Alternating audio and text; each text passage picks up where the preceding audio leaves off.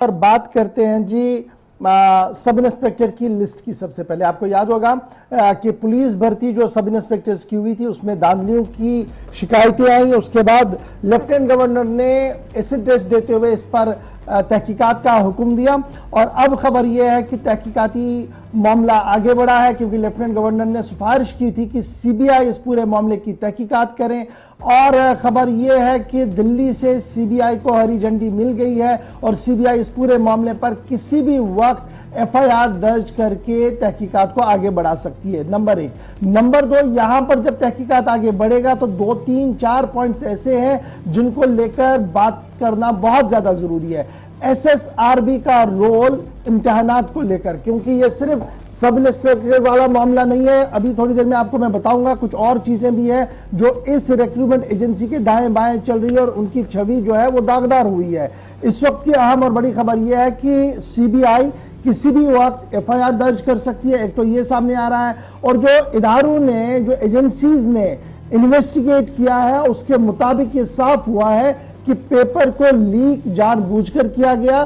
اور بعد میں اس سے موٹا پیسہ بھی کمایا گیا ہے۔ سی بی آئی کے پاس اگرچہ ابھی یہ معاملہ جائے گا، ایف آئی آر ہوگی، لیکن کرائم برانچ اور دیگر خفیہ ادارے جو لگاتار اس پورے معاملے کو دیکھ رہی تھی اور انہوں نے انویسٹیگیٹ کیا، اور وہ 6 رکنی کمیٹی جنہوں نے اس پورے معاملے کے ہر زاویے کو کھنگالا اور اس کے بعد اپنی سفارشات دی کہ اس لسٹ کو کالعدم قرار دیا جائے اور مزید کارروائی کے لیے اسے کسی آزاد ادارے کو دیا جائے، جس کے بعد سی بی آئی کے پاس یہ معاملہ چلا گیا۔ تو خبر جو سامنے آ رہی ہے کہ جلندھر پنجاب سے لے کر جموں کشمیر تک اس کی تار جڑی ہوئی تھی، اور یہ صاف کر دیا گیا کہ ایک retire C R P F کا جوان جس کا تعلق اخنور علاقے سے تھا، اور ایک ریٹائر کمانڈنٹ، انہوں نے اس پورے معاملے میں پیشرفت کی اور پیپر کو حاصل کیا جناب بیرون ریاست سے، جس کے بعد ایک